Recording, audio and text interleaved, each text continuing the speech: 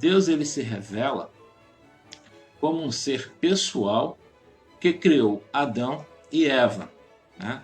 E aí a gente já vai partir para a ideia da construção do ser humano. A imagem, sua imagem, né? Gênesis 1, 27, 1, 26 e 1, 27.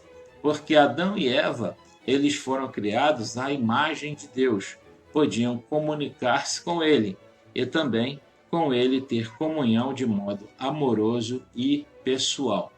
Então, Adão e Eva foram criados à imagem de Deus. Isso tem que ficar também muito claro na nossa mente. E Deus ele dotou o homem, Adão e Eva, de condições as quais lhes davam, né, ali a possibilidade de eles terem contato direto e comunicação direta com a pessoa de Deus.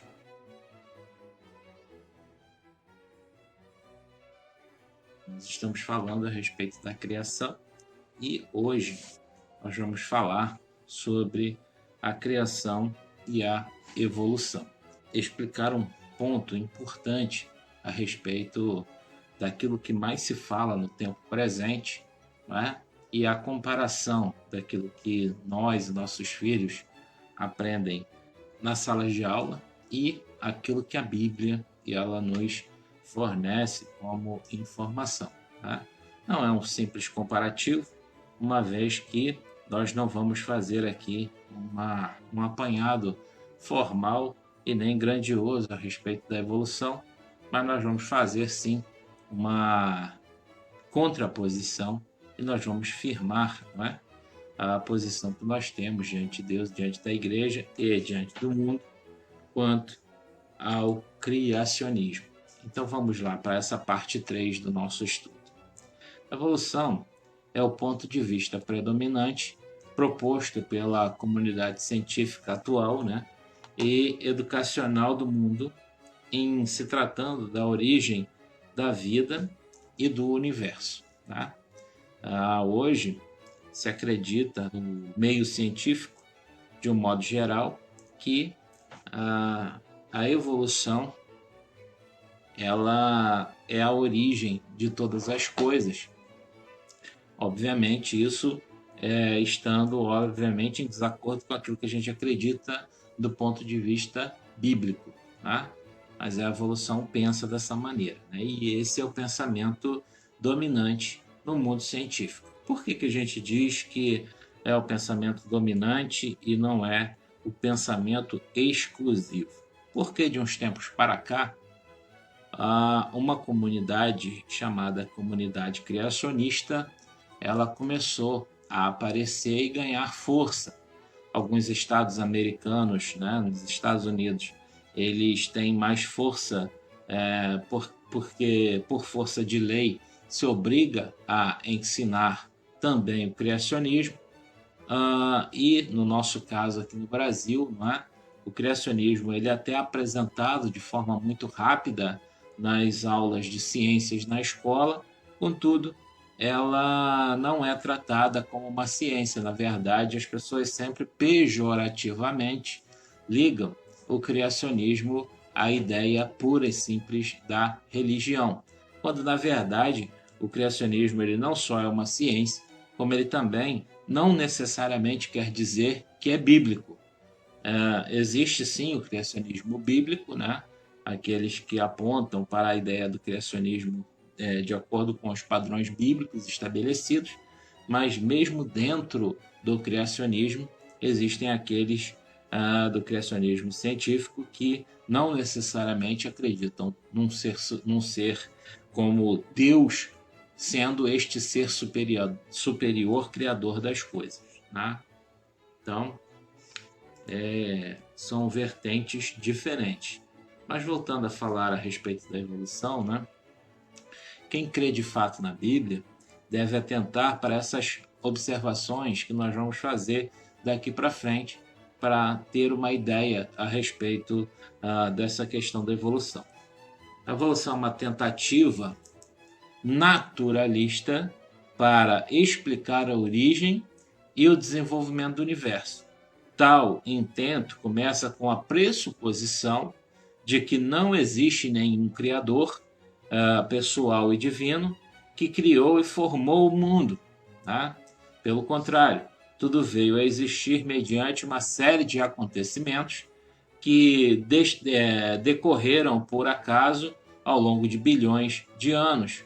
Os postulantes da evolução alegam possuir dados científicos que apoiam a sua hipótese. Então, essa narrativa, né, da teoria da evolução, ela está intimamente ligada ao entendimento de que não existe um ser superior, né, é o que a evolução entende, e de que todas as coisas ocorreram de forma natural. Né? Tanto a origem do universo, por assim dizer, como também a vida na Terra, né, teriam acontecido de forma natural. Sempre quando a gente vai discutir esse assunto, normalmente a gente fala que a quantidade de eventos, né, desligados uns dos outros, que seriam necessários para gerar o universo como a gente conhece hoje e a vida na Terra, né, e toda a organização existente no planeta Terra, seria essa quantidade enorme de coincidências, seria algo impossível, né, de se alcançar. É algo inacreditável a quantidade de eventos que deveriam acontecer para que a vida se estabelecesse de forma natural, sem a existência de um ser criador de todas as coisas. Um outro dado interessante é que as pessoas que acreditam na teoria da evolução e na tal da teoria do Big Bang, eles acreditam que existem dados científicos que apoiam a hipótese deles. Tá? Que deixe bem claro aqui, e agora eu vou fazer uma afirmação, mas que não tem nada a ver com religião. O ensino evolucionista, ele de fato não pode ser considerado realmente científico. Isso pode ser uma surpresa para você. Ué, mas é isso que a ciência ensina. Tá? É isso que a ciência ensina. Tá?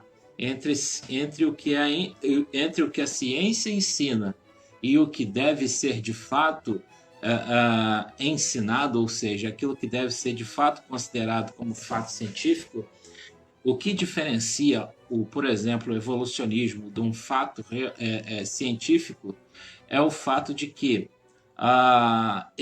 tudo aquilo que a gente produz em ciência precisa passar pelo método científico. E, no final de todas as coisas, ele precisa ser reproduzido em laboratório. O que a gente tem hoje, por exemplo, do ponto de vista da evolução, que possa ser reproduzido em laboratório? Nada. Porque se nós formos pegar qualquer parte da teoria da evolução, incluindo a vida, né, e reproduzir de alguma forma em laboratório, e mesmo que a gente consiga chegar a reproduzir, o que na verdade a gente vai estar provando é que um ser com inteligência superior criou um ambiente e a partir desta criação de ambiente, aquilo que se propunha fazer veio a existir. Ou seja, mesmo que eu, cientista, né, eu venha a fazer qualquer experiência científica, tá, para tentar comprovar aquilo que eu digo que aconteceu de forma natural, a minha mentalidade e as minhas capacidades foram utilizadas para que aquele evento acontecesse no projeto científico que eu estou atuando. Isso quer dizer o quê? Que um ser superior, que no caso sou eu, estou atuando sobre o ambiente, quer seja aquela experiência científica, e o resultado dessa experiência ela será satisfatória apenas para comprovar que eu, um ser superior, consigo fazer aquilo que eu digo que aconteceu naturalmente, sem a existência de um ser superior. Ficou confuso? No final das contas, falando em miúdos, não é? Eu jamais iria conseguir comprovar evolução sem a existência de alguém que é o cientista elaborando o método, ok? Então, segundo o método científico, toda conclusão ela deve se basear em evidências incontestáveis, oriundas de experiências que possam ser reproduzidas em qualquer laboratório. No entanto, nenhuma experiência foi idealizada nem poderá ser feita, né, para testar e comprovar teorias em torno da origem da matéria a partir de um hipotético grande estrondo, como é o caso da ideia do Big Bang, ou do desenvolvimento gradual de seres vivos a partir de formas mais simples para as mais complexas. É interessante dizer o seguinte, né? Talvez fique mais claro para você. Você, por enquanto, ou de vez em quando, melhor dizendo, tem um resfriado, né? Esse resfriado, ele é fruto de um vírus, certo? É o vírus da gripe. Ora,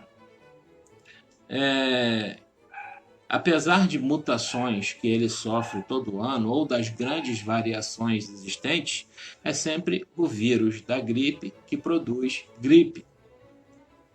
É interessante notar, neste sentido, né, que esse vírus poderia ser identificado como um ser menos complexo e nós, seres humanos, podemos ser identificados como seres mais complexos.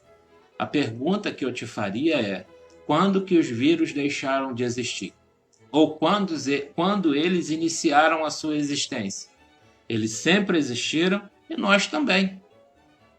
Não é possível dizer que em que época, não é, efetivamente o vírus da gripe veio à existência. Os seres humanos, acredita-se, né, pela ciência, que eles vivem há alguns milhares ou talvez poucos milhões de anos, mas efetivamente não há como definir isso. Por quê? Porque tudo aquilo que se disse a respeito de vida humana, né, na Terra é questionável até os dias de hoje, até mesmo os métodos de datação. Nós conhecemos, por exemplo, o método de datação do carbono 14, que quer dizer basicamente do decaimento da quantidade de carbono existente na matéria. Ora, sempre houve, ou o carbono sempre reagiu da mesma maneira? Foi possível medir a quantidade de carbono no início da construção da matéria e agora a quantidade de carbono existente para poder fazer uma comparação? Alguém esteve no início da história lá medindo carbono e medindo agora?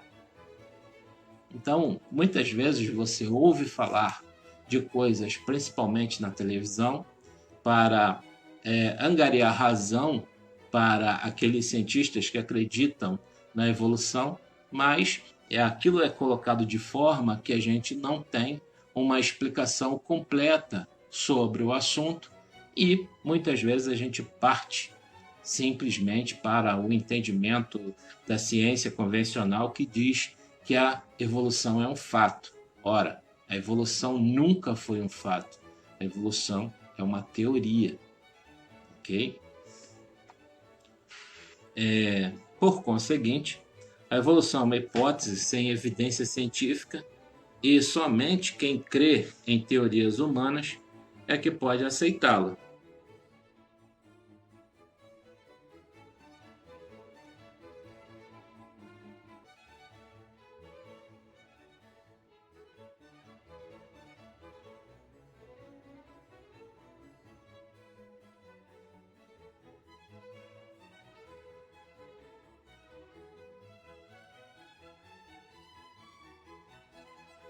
A fé do povo de Deus, pelo contrário, firma-se no Senhor e na sua revelação inspirada, a qual declara que Ele é quem criou do nada todas as coisas, conforme a gente pode observar no livro de Hebreus, no capítulo de número 11. Hebreus 11, no verso de número 3. Pela fé, entendemos que os mundos, pela palavra de Deus, foram criados, de maneira que aquilo que se vê não foi feito do que é aparente. Ou seja, Deus foi o Criador e é o mantenedor de todas as coisas, tá certo? É isso que, basicamente, Hebreus capítulo 11, verso 3, quer dizer. É inegável que alterações, né, acontecem em algumas espécies. Isso não dá para negar. Mas essas alterações não querem dizer necessariamente que aquela espécie é uma espécie nova, não é algo que partiu do nada. Na verdade, são variações que a gente encontra. Por exemplo, você não tem só uma espécie de galinha, né? Você que gosta de comer aquela galinha no final de semana, deve ter notado já que quando você vai lá, hoje em dia nem tem muito mais, né, no galinheiro, nas granjas para comprar o animal diretamente lá, né? Você compra o animal vivo, eles vão e matam, limpam, entregam para você. Mas hoje em dia a gente vai no supermercado e já compra direto aquele animal que já está ensacado, então a gente não tem muito como reconhecer a espécie. Mas você que vai nesses locais, né, no aviário, vai lá e pede para matar o animal, a galinha no caso, para levar para casa, ou o frango, você já deve ter notado que existem mais de um tipo, não é, de galinhas. Umas têm penas marrons, outras têm penas avermelhadas, outras têm penas arrepiadas, outras têm penas, enfim, azuis, azuladas, pretas. Então, aquilo ali quer necessariamente dizer que aquele que tem uma pena preta é galinha e o que tem pena branca não é galinha? Não. É a mesma espécie animal, com algumas variações. Mas não quer dizer, não é, necessariamente que não seja a mesma espécie. Tá bom? São variações dentro de uma mesma espécie. Por exemplo, algumas variedades dentro das espécies, como a gente está falando de galinha, né? Outras espécies estão se extinguindo, né? Ocasionalmente a gente vê algum tipo de animal se extinguindo, muito por causa da ação humana, na verdade, só que em outros casos existem verdadeiros fósseis vivos, como por exemplo um peixe ósseo chamado selacanto, que foi declarado como extinto há muitos e muitos anos atrás, até que de repente na década de 80 um grupo de pescadores pescou um cardume inteiro de selacanto. E aí, aquilo que era teoria, dizendo que os selacantos foram os primeiros peixes ósseos a aparecerem no mar e que todos os peixes ósseos vieram dele e que ele era o ser mais primitivo, que já não existia mais, tudo aquilo caiu por terra. Né?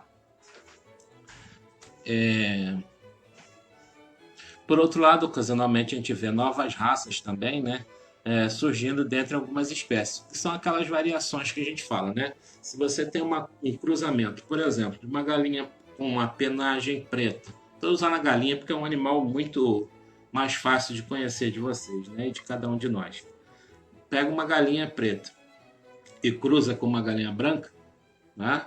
Ela vai dar ali provavelmente, dentro daquela ninhada, dentro daqueles ovos que você tem ali, quando você for chocar, você vai ter mistos dentro daquele grupo. Não necessariamente é uma nova espécie que está nascendo, mas uma simples variação da mesma espécie, tá bom? Não há nenhuma evidência, nem sequer registro geológico a apoiar a teoria de que um tipo de ser vivente evoluiu de outro tipo, por exemplo, né? Bactérias, por exemplo, sempre existiram, fungos sempre existiram, vegetação, árvores, né? Apesar de se acreditar que primeiro houve um tipo de árvore parecido com samambaia, que veio do início e depois todas as outras se variaram a partir delas, também não é verdade, entendeu? Não tem nada que embase esse tipo de entendimento, tá? Não há nenhuma evidência, nenhum registro, por exemplo, de que os seres humanos ele efetivamente tenha vindo de um ser inferior, o Homo habilis, ou Homo erectus, ou Homo, enfim, né? Hoje a gente é chamado de Homo sapiens, né? Até a ex-presidente do Brasil criou um novo ser, o Mulher Sapiens, né? Enfim, coisas que a gente tem que ouvir e só cabe rir, né? Uma pessoa dessa natureza. Mas nós somos, né, chamados de Homo sapiens, que veio do Homo erectus, enfim, por aí vai. E isso é uma grande bobagem também. Por quê? Quais são as diferenças fisiológicas ou mesmo do ponto de vista ergonômicas, ou seja lá qual for a diferença que você possa imaginar de um desses seres para nós no tempo presente? Nós podemos imaginar que, por exemplo, o crânio era diferente. Ora, se nós formos pegar, estratificar toda a raça humana existente no planeta hoje, você diria para mim que todos os crânios são iguais? O que você acha? Na sua casa mesmo, você deve ter, por exemplo, pessoas afrodescendentes, né? Como diz o politicamente correto, antigamente a gente chamava de negro, hoje em dia não sei se pode chamar de preto, se pode chamar só de afrodescendente, nem eu sei, mas não sei o que eles chamam de racismo hoje em dia, mas quando você olha para a estrutura craniana, não é? De alguém que seja negro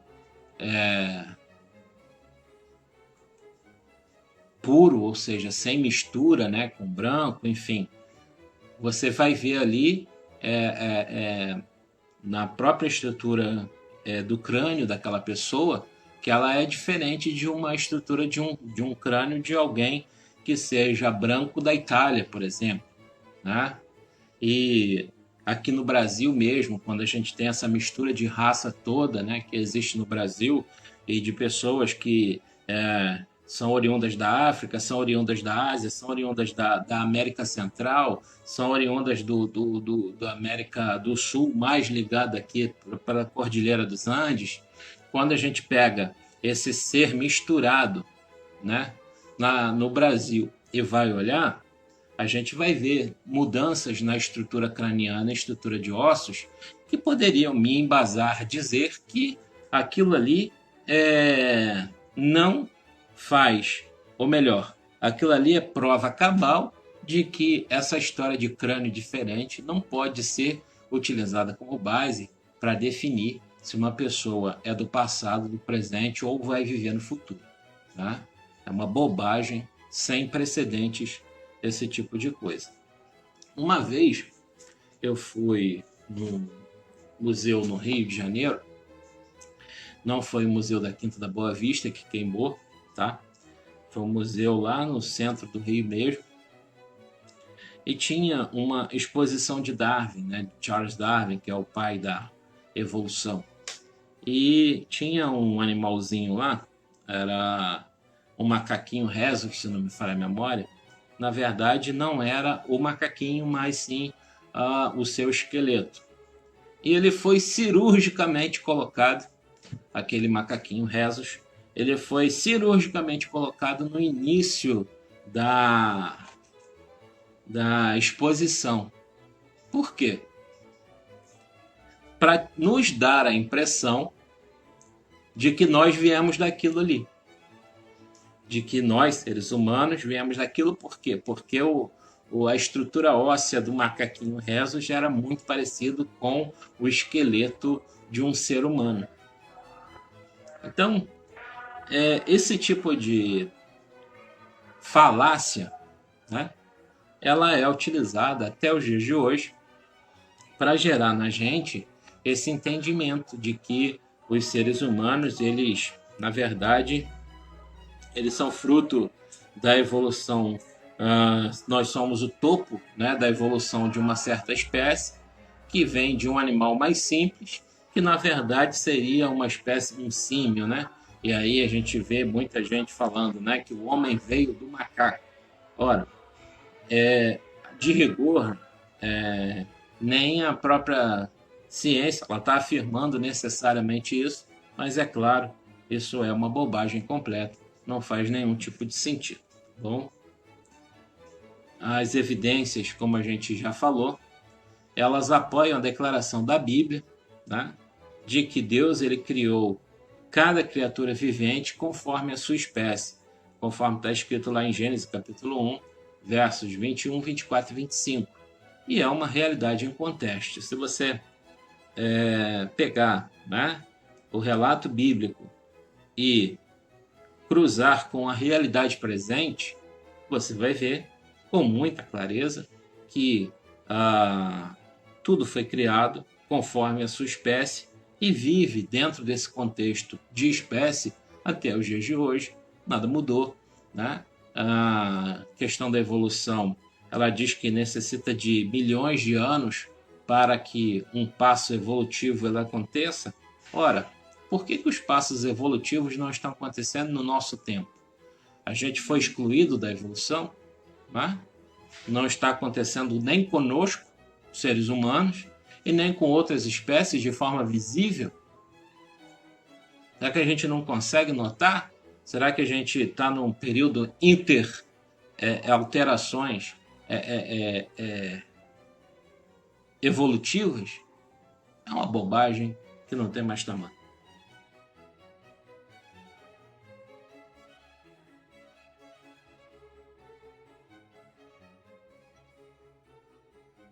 Os crentes na Bíblia, eles devem também rejeitar a teoria da chamada evolução teísta. O que é isso, pessoal? A evolução teísta, na verdade, é uma tentativa de trazer Deus para dentro da evolução, da teoria da evolução, né? E aí vão colocar Deus como sendo talvez um participante, ou que tenha feito parte do início da criação, né? Gerou as condições para que o planeta gerasse vida, mas que não participa ou que não participou da vida, só deu o start inicial ali para que acontecesse todo o processo evolutivo. É basicamente o que acredita a evolução teísta. Ora, também é uma grande bobagem, tá? A Bíblia ela nos garante que Deus ele não só ele criou todas as coisas, como ele também as mantém. Então, essa ideia de que Deus ele gerou a estrutura inicial e que depois permitiu que a vida ela florescesse por sua própria conta e se mantivesse sozinha até os dias de hoje é uma bobagem, claro, do ponto de vista bíblico, né? Essa teoria ela nega a revelação bíblica, tá?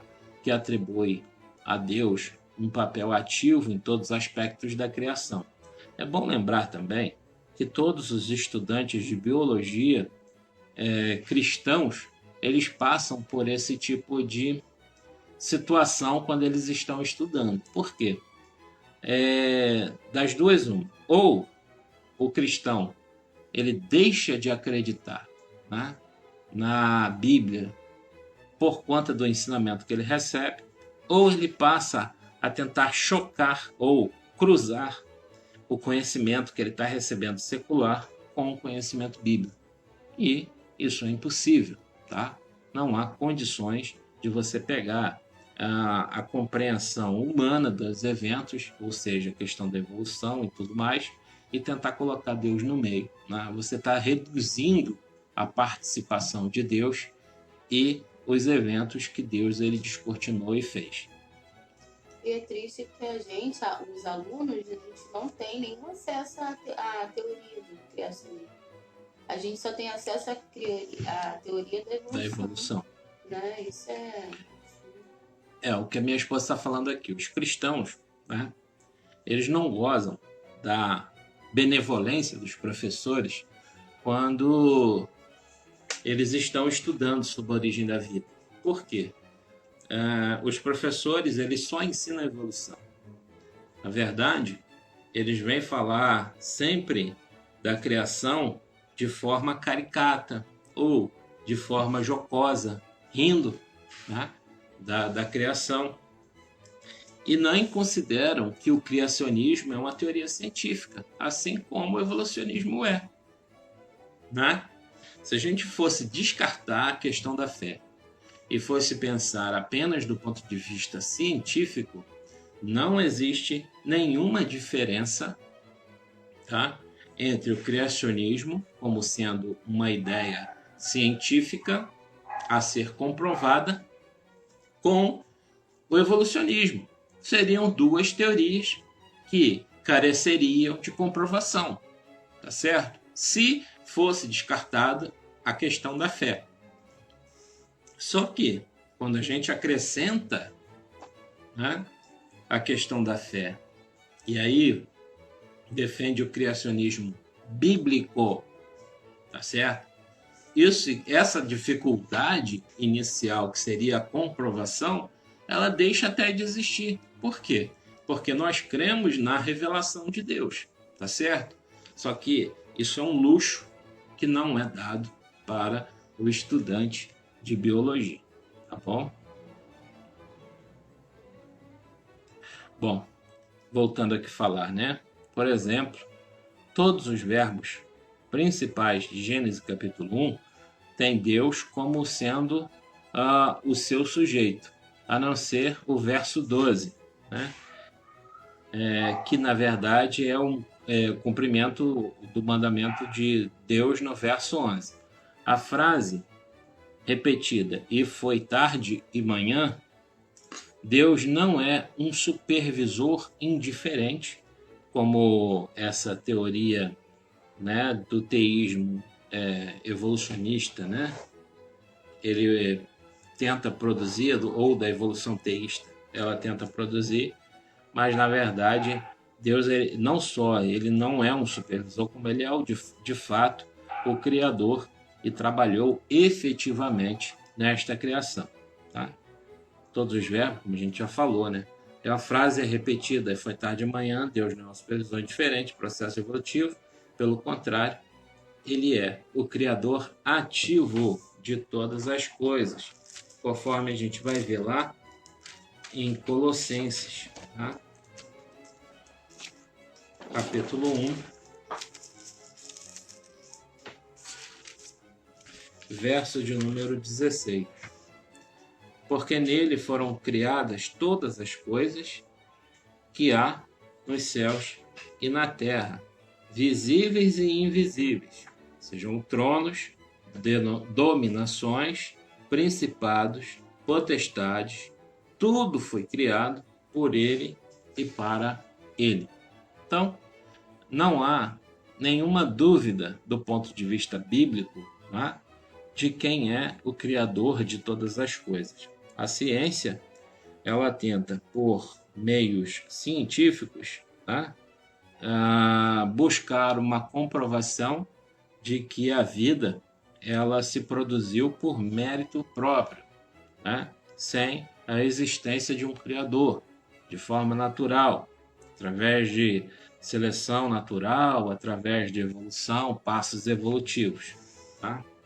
Contra esta visão, a Bíblia ela nos parece o melhor remédio, né? Porque a definição de Gênesis capítulo 1, verso de número 1, para nós é a melhor e a mais completa e a mais saudável das afirmações. No princípio, criou Deus os céus e a terra. Que Deus em Cristo abençoe a tua vida, você seja abençoado por Deus. Bom, aquele que dá semente ao que semeia e pão para comer, também multiplique a vossa sementeira e aumente os frutos da vossa justiça. É o que eu desejo para você, desejando que Deus te abençoe rica e abundantemente.